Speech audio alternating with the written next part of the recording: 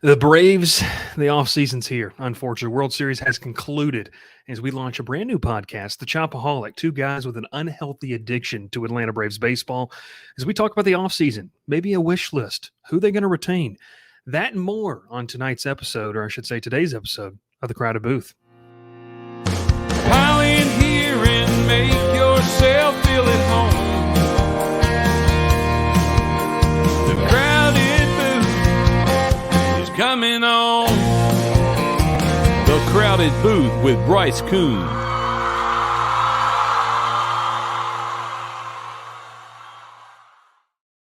Hello, everyone, Braves fans all around. My name is Bryce Koon. We got Logan Whaley beside me. And if you don't know, Logan Whaley's a good friend. He was on the show technically about a month ago, but the audio and Logan, you know this. It happens in our business.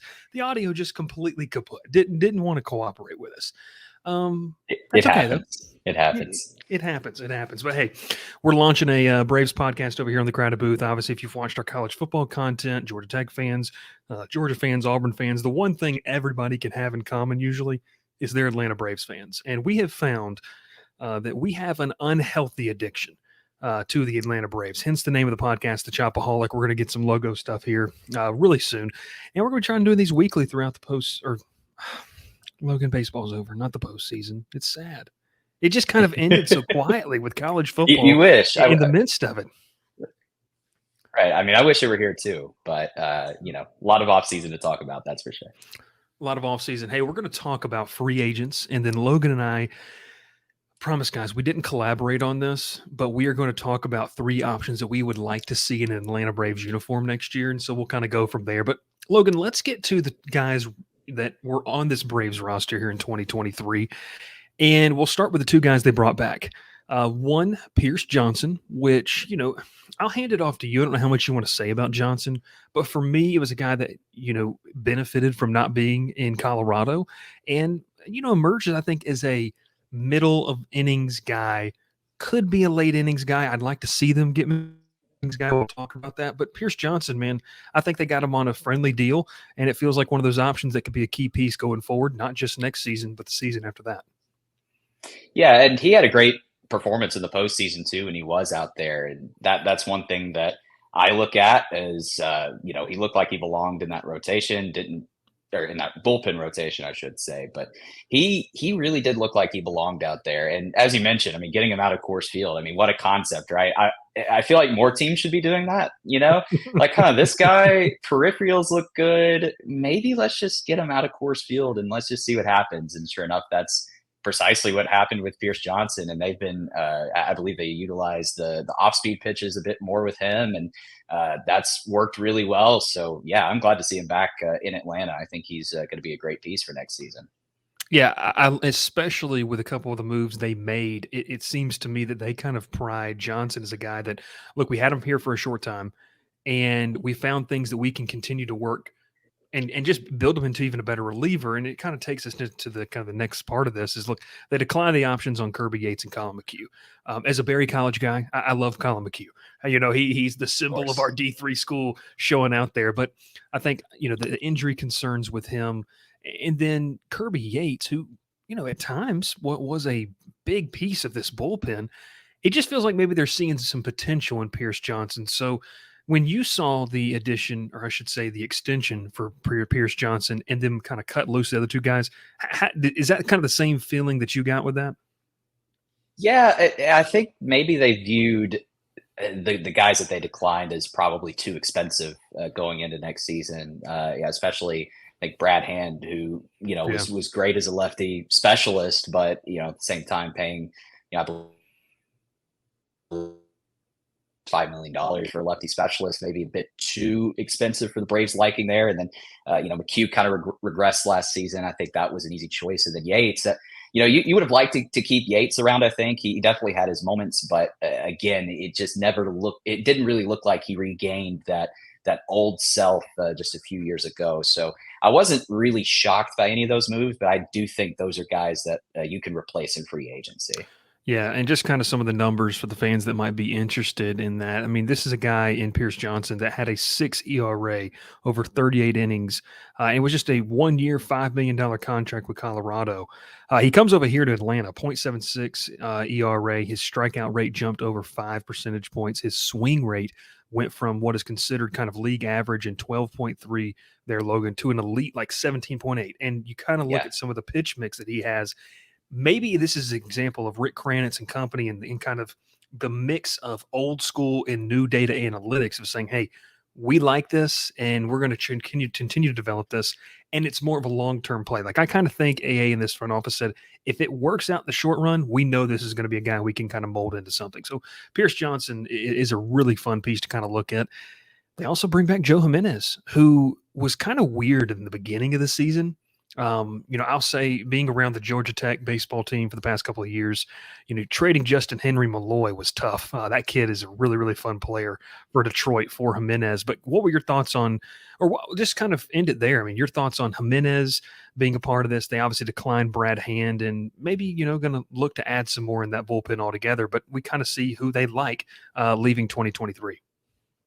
Yeah, Jimenez was a guy that I remember just one dominant month that he had. I believe it was like July or something like that. Yeah. I kind of look at that month as this is what he can be in a Braves uniform. I mean, he can be a guy that, goes out there late innings and shuts it down. And he was really reliable there toward the end of it. I was surprised the Braves got him back, to be honest with you. I thought that, because Snicker, he was somewhat of a late innings guy, but he wasn't really used in high leverage situations as often as you would think. And that is something that surprised me that he came back, and with the deal that he got too, I think that's pretty team friendly as well. I thought he could have gotten more in free agency. So again, big piece to have back for the Atlanta bullpen.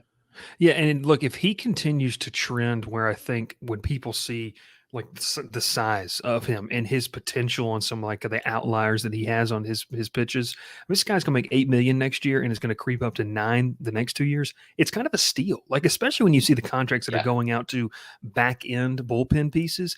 I like what Joe Jimenez has.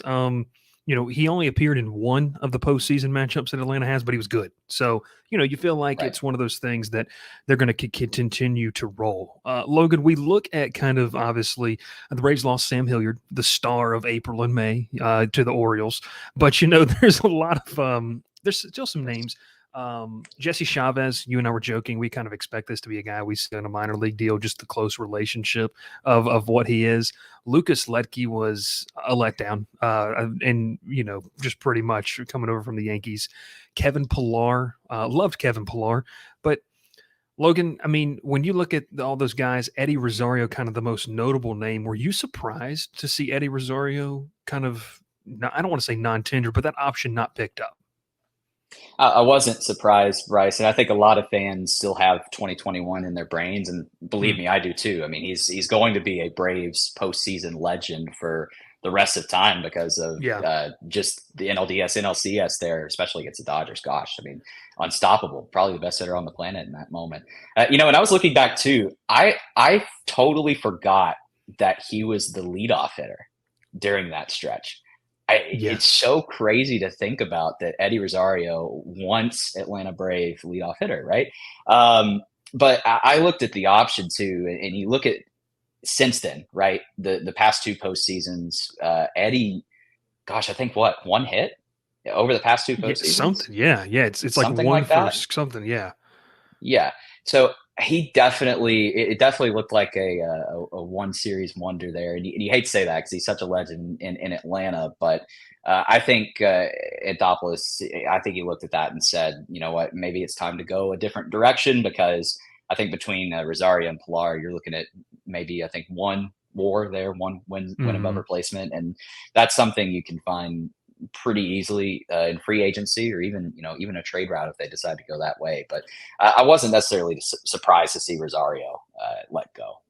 Yeah, and when you look at the money that would have been allocated, I mean, $9 million for a guy that was really the definition of league average. I mean, look, he had, and that's by WRC Plus. Like when you look at that, it was nearly that 255, 305, 450 line that he produced. I mean, it's right there amongst, just your average kind of everyday player. So I think as fans, we do get attached. Like, you're exactly right. Eddie Rosario is going to live in Braves lore for the rest of time. But, he's coming off kind of a brutal 2022 season. 2023 was a bounce back year, but I just think it's an opportunity for Atlanta to say, hey, we can probably make an upgrade here and maybe get a better combination of a guy a little bit defensively at times. And so I'm not completely against it. We're going to talk about obviously some of those names as well that kind of fit into that. A couple other moves that I did not realize at the time. Jackson Stevens elected free agency, a guy they pulled out of the Mexican League a couple years ago, and I liked him last season. Mm-hmm. This year he was battling injuries. Tyler Matzik activated off the injured list. It's a guy that's going to try to get ramped up and going. I think that could help out a bullpen. Another one, Logan, Nick Anderson. Remember, he's still under contract. That's a guy that, showed some things. And then Yanni Chirinos, which I don't think Braves fans would be too upset if Yanni Chirinos wasn't on the roster next year. Out of those names, right, who has the potential? I mean, because you start talking about all these arms, Logan, and then some of the guys that can't be in the rotation due to the fact there's only 5 slots. It doesn't feel like there's a ton of room in this Braves bullpen. I mean, if you get Nick Anderson, Tyler Matzik back and roll into it, it could be interesting.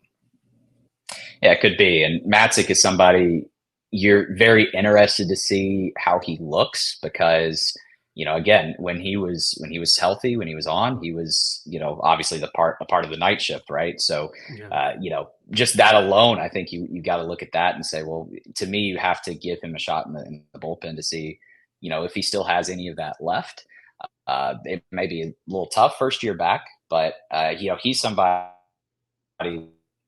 that obviously very, very curious. And I think the way the Braves bullpen is now, you don't have to be thrown into you don't have to be thrown into a situation where you're needed to be what you were.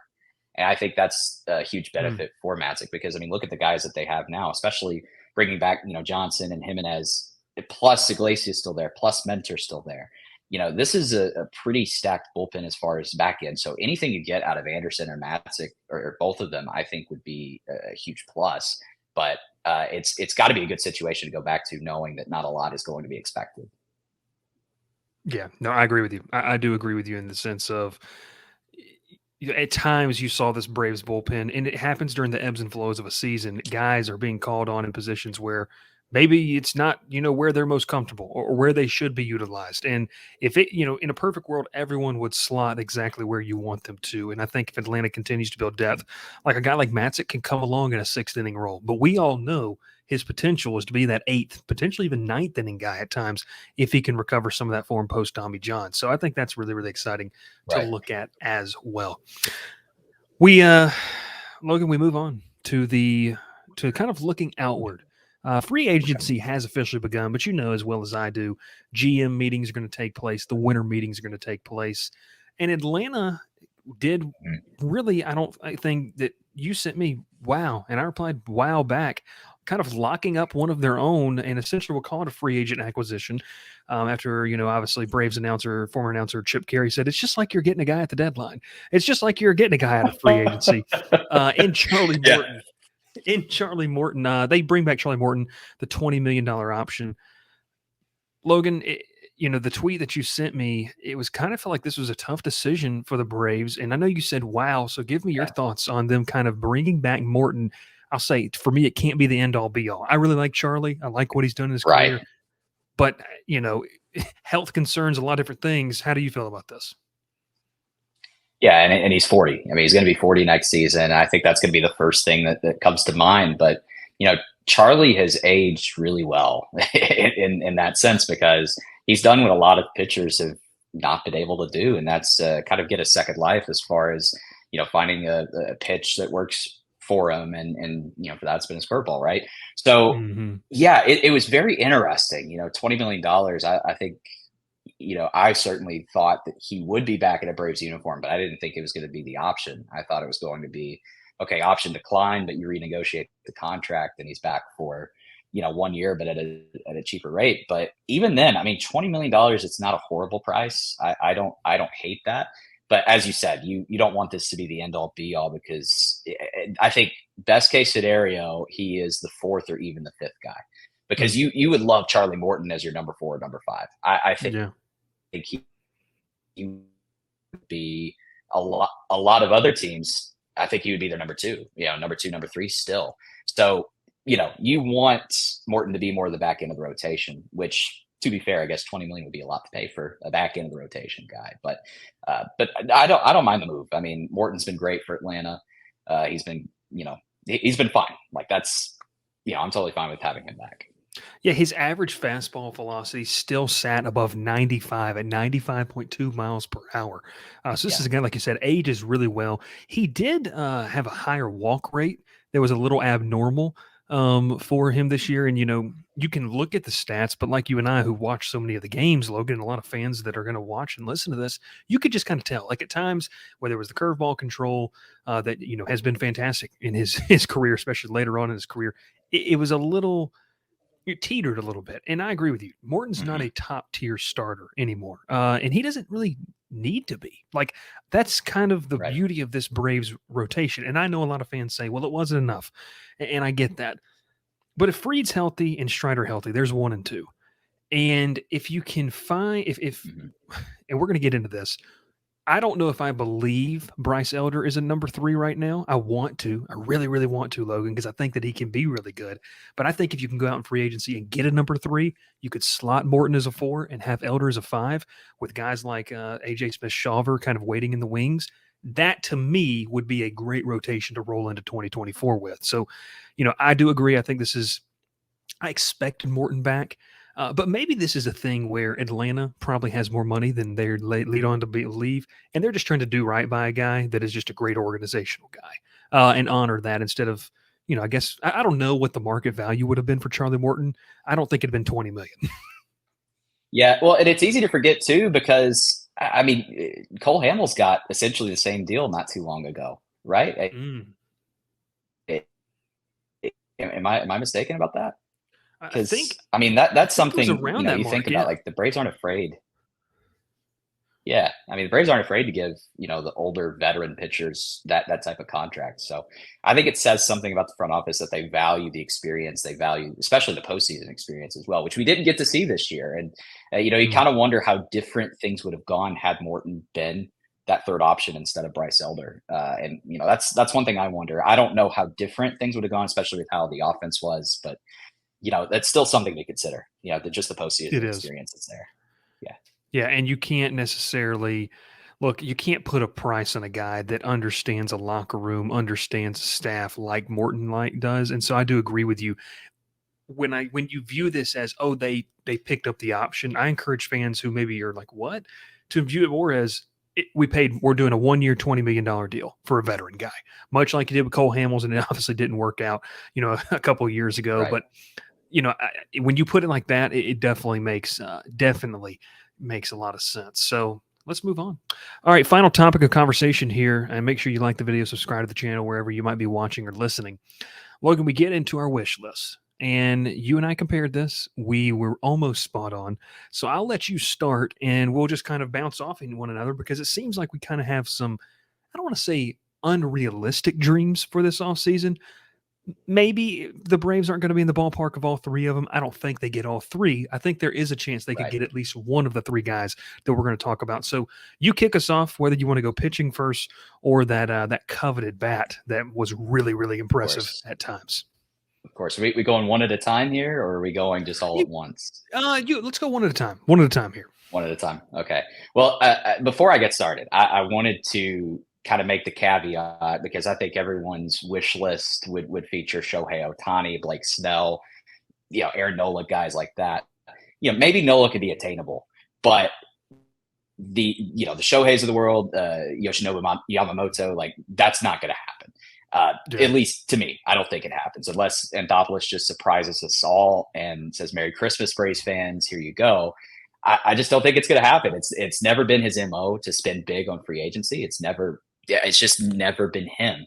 But that being said, I kind of made my wish list based on the guys who I think the Braves could go out and get, and honestly should go out and get. So I'll go ahead and I'll get the bat out of the way first because He's the only one I have on the list. I would absolutely love Lourdes Gurriel Jr. Of the Diamondbacks. And look, this is a big reason why for me, because sure, left field's obviously the biggest need right now. Well, he just had a career year on a team that made it to the World Series, and his whole career, you look at it, career best in hits, doubles, homers. The only downside is, he doesn't draw a lot of walks.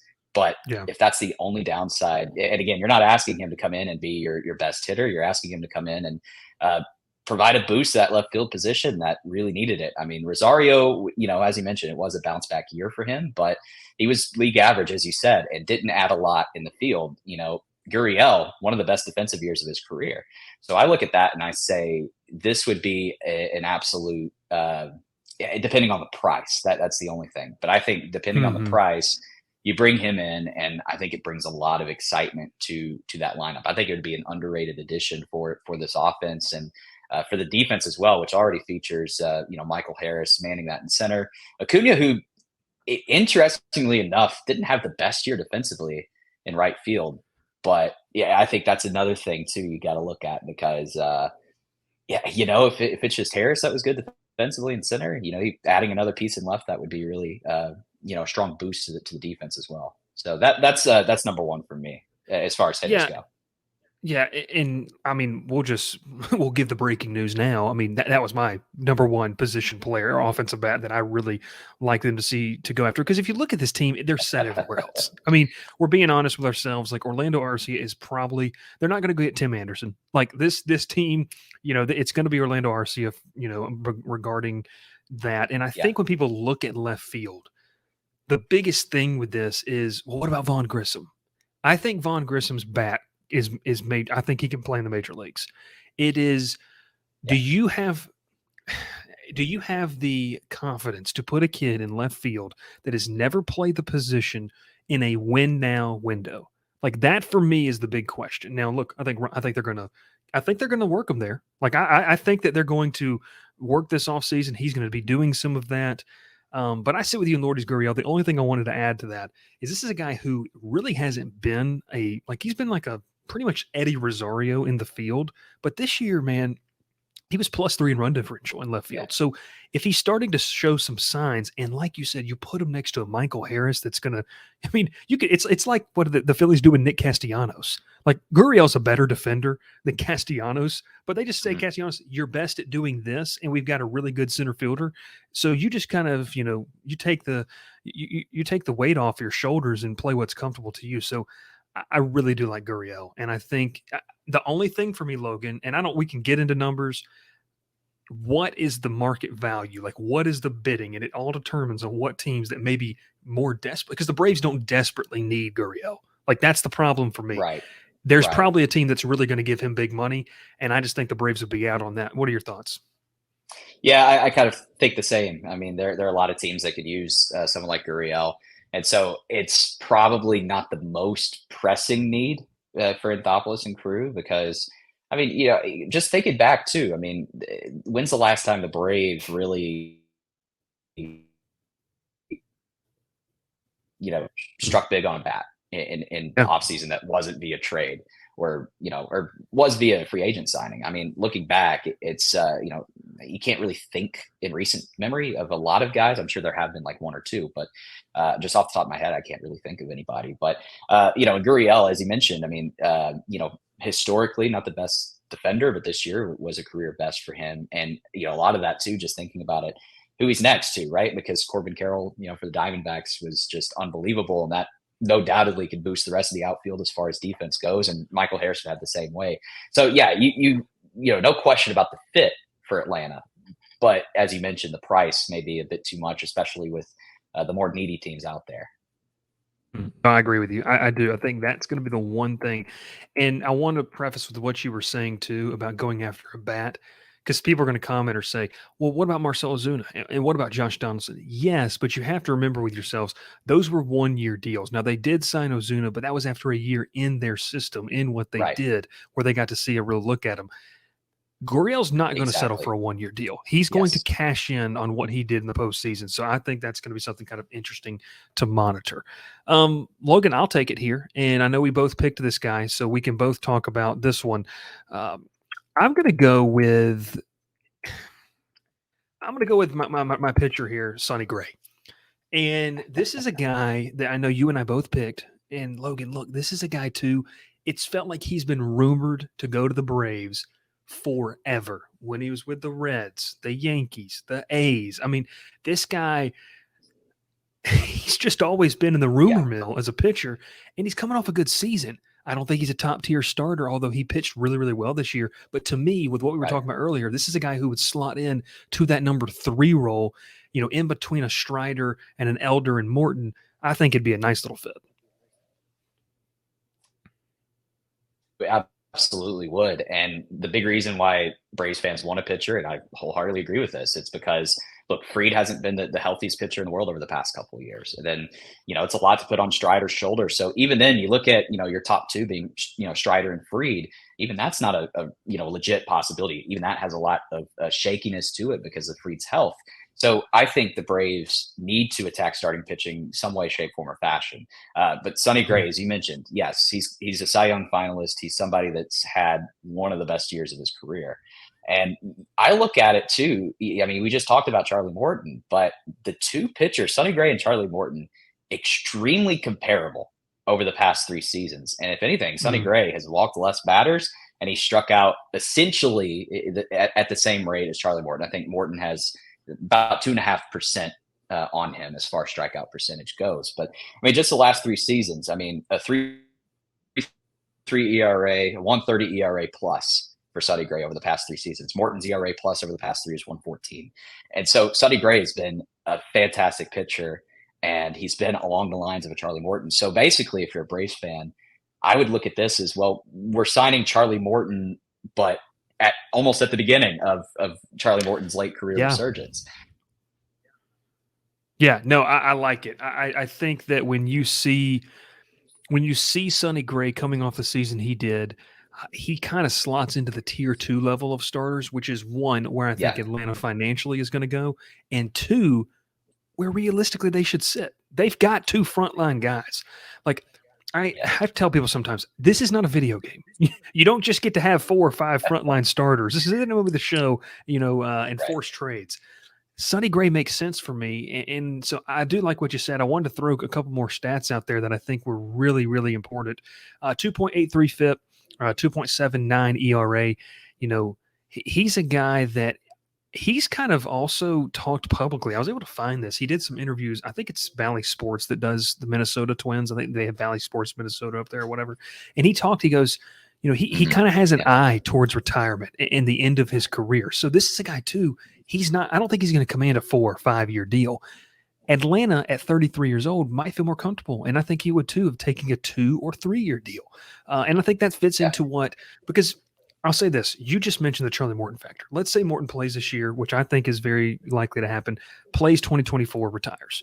Okay, now you've got Sonny Gray for, let's say you sign him to a 3 year deal. You've got him for 2 more seasons. And you essentially have that Charlie Morton-esque pitcher for 2 more seasons to help mentor young staff. We will see. I think Minnesota would love to have him back. I think St. Louis is another team that's going to need multiple arms. I'll tell you too, Baltimore. Baltimore is going to be a team that's looking to add arms. I think this is a realistic target for Atlanta, Logan. I think it's going to be tough to pull off, though, once again, when it comes to financial commitment, other teams willing to overpay. Yeah, that is true because, looking at a lot of projections, it's 80, 90 million over, 3 years for Sonny Gray.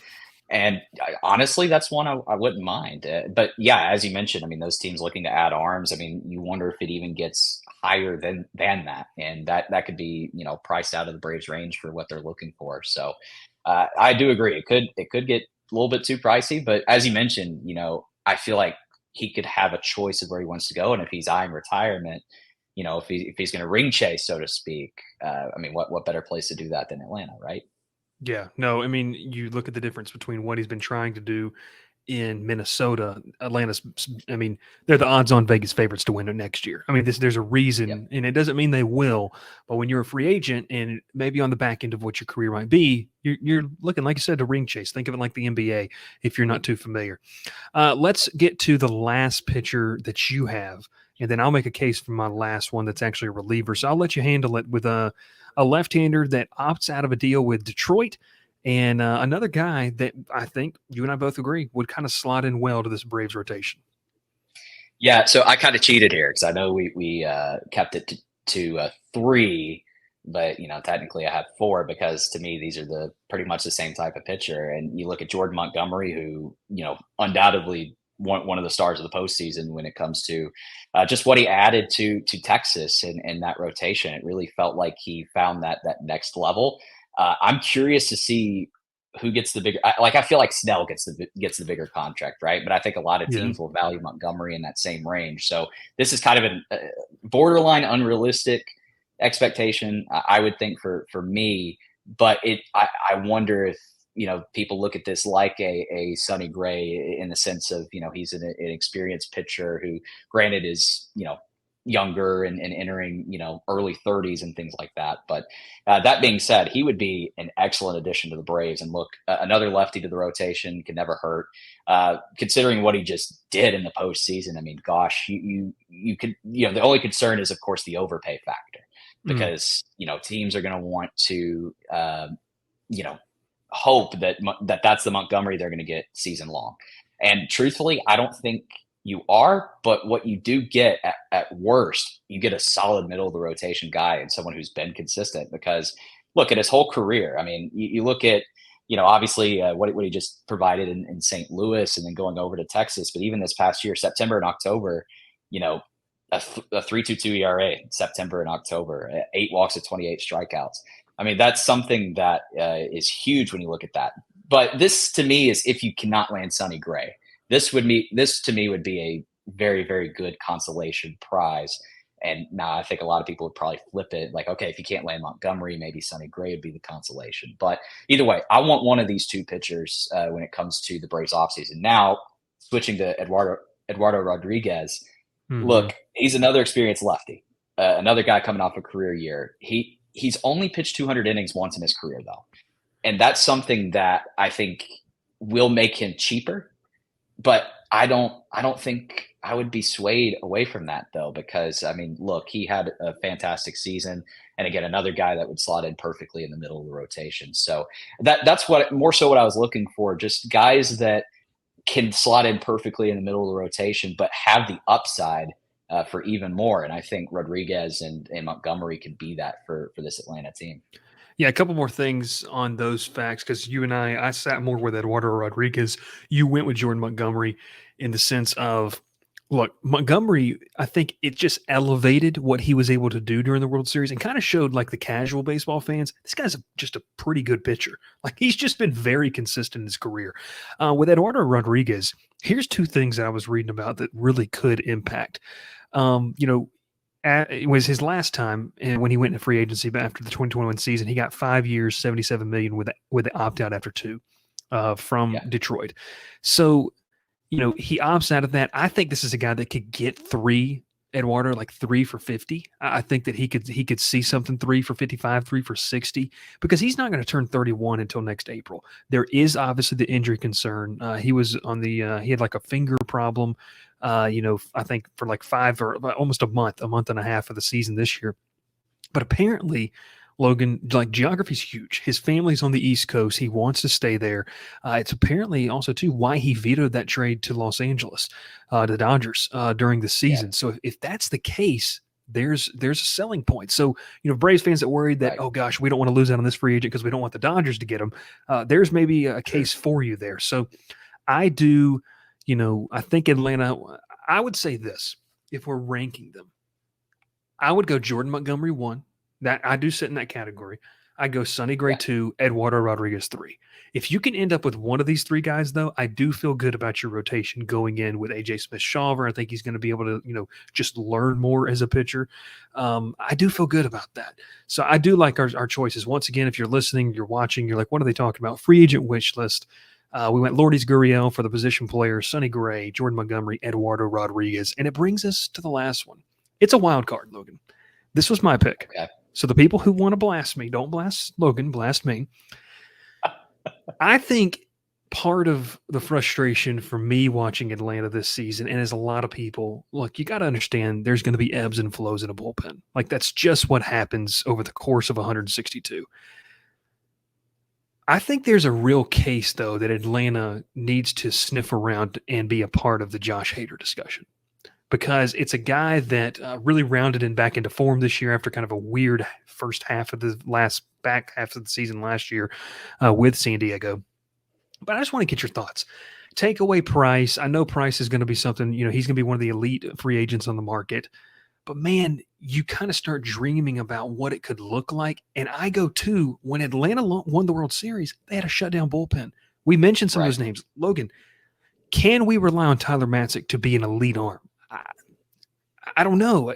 A.J. Minter, I love A.J. Minter, but is he an elite back into the bullpen arm? He's really good. You add Josh Hader, now you slot Minter into a 6th or 7th inning role. It just – I don't know. I get the visions in my head of what it could look like next October and want to get your thoughts on this because I do think they need to at least be a part of the conversation. Right. Well, and I mean, the big thing about the 2021 World Series that everyone remembers is of course, the night shift. But what people don't think about is, that was the common frustration of Braves fans during that 2021 season was the bullpen. Everything went right in that postseason. Mm-hmm. Now you look at it and, okay, well, obviously the Matzik injury. Minter has been fine. He's pretty much kept up that same level of production. But, even right now, I mean, Raisel Iglesias, he's a fine closer, but he's not top end. And I think Josh Hader would come in and he absolutely would make this bullpen, which already, I mean, I think you could comfortably say this bullpen is above average, top 10 in the league, I would say. Mm-hmm. But Josh Hader coming in, I think would immediately make this bullpen top 5. Top 3, yeah. I think so. So yeah, I'm on board with that. And truthfully, you mentioned the price tag. I wouldn't mind spending big money on Josh Hader because you look at these teams. I mean, they're truly, genuinely built around bullpen now. I mean, that's just the way it goes. If you don't have a good bullpen, you're not going to make it far in the postseason. And Josh Hader would. And plus, two mentors coming up on presumably last year, with arbitration and everything. So locking down Hader. 4 or 5 year contract, you don't worry about losing Minter. And, if you keep Minter, great. If you lose him, it's really not that big of a loss because you have Josh Hader, who's that lockdown lefty. Yeah, no, I agree with you. I think we put together a pretty nice list, kind of an off-season primer as we get ready. Once again, GM meetings, winter meetings. Man, you and I both cover college football. We absolutely love it. But I don't know. The hot stove season in baseball is a really fun time. Yeah. It's a ton of fun. Well, let me add this too, because I did have a couple honorable mentions, I would say. All right. You touched on the bullpen. Hader, somebody that is a hard thrower, and I was thinking along that line, but a little bit less expensive. I was thinking Jordan Hicks. I'm curious your thoughts on this. Now, he's not somebody that's going to be your back into the bullpen type guy, but Jordan Hicks is somebody that adds much needed velocity to that Braves bullpen, I think, and would be a good addition. Now, he's frustrating to watch. I get it. But it's hard to argue with what he can bring when he's truly on, and then then obviously the reunion angle, of course, because Kimbrel's going to be a free agent, which that would be a welcomed addition for me. Now that's just biased me talking, knowing full well that you're not going to get the same Craig Kimbrel that was the Braves closer all those years ago, and of course Jock and Soler, those two I think they would be great bats, whether it's off the bench, but I don't think it's realistic that you get them. But again, I just went for that angle because I personally would love to see them back in the game. Yeah, I think, and we're going to be trying to knock this podcast out weekly. I think next week we are going to talk about needing some more attitude in the locker room. You and I mentioned that after that loss to Philly, and we're going to talk about that next week. But I do agree with you. I mean, look, you look at Jordan Hicks. It's a guy that throws hard. When he is commanding his pitches, it's nearly unhittable. Just from his velocity, the difference. I'm looking at this right now, this layover. I don't have to link it, but the layover of what Jordan Hicks can do, from Pitching Ninja post this, which is a great account. If you're a baseball fan, you got to follow. I mean, it's just dirty. It's just dirty stuff. So I do like Jordan Hicks. He gets the Blue Jays get him. I think Toronto would love to keep him. Especially after he reduced his walk total. He was a league leading, actually 8.3% over the last 2 months of the season in a walk percentage. So I really, I like that. And so, is that sustainable? I don't know. But if it only creeps up back to like 9 or 10, now we're talking about a guy that is an elite arm that maybe you get for cheaper. So yeah, Logan, I do like that. And I think it's going to be fun to see how things unfold for sure. But man, hey, this has been a ton of fun. I absolutely enjoy talking the Braves. We're going to try to get these out every single Wednesday morning in your feeds, whether it's on podcasts, Apple, Spotify, wherever you might get those. Logan, there's this thing called Google Play, and apparently we're on it. I don't really know what it is, but people listen to it on there, so I appreciate it. But hey, we do appreciate you. This is the Chopaholic. We're going to have the logos up here on YouTube next week. And two guys with an unhealthy addiction to the Atlanta Braves, the offseason primer wish list, kind of looking at some of the early moves Atlanta's made. We'll meet you next week, and we'll recap potentially any moves and talk a little bit more about needing some more attitude and what that could mean for Atlanta in free agency, the trade market, and heading into spring training in 2024. We'll catch you next time. He's Logan Whaley. My name's Bryce Koon here on the Chopaholic, part of the Crowded Booth Podcast Network.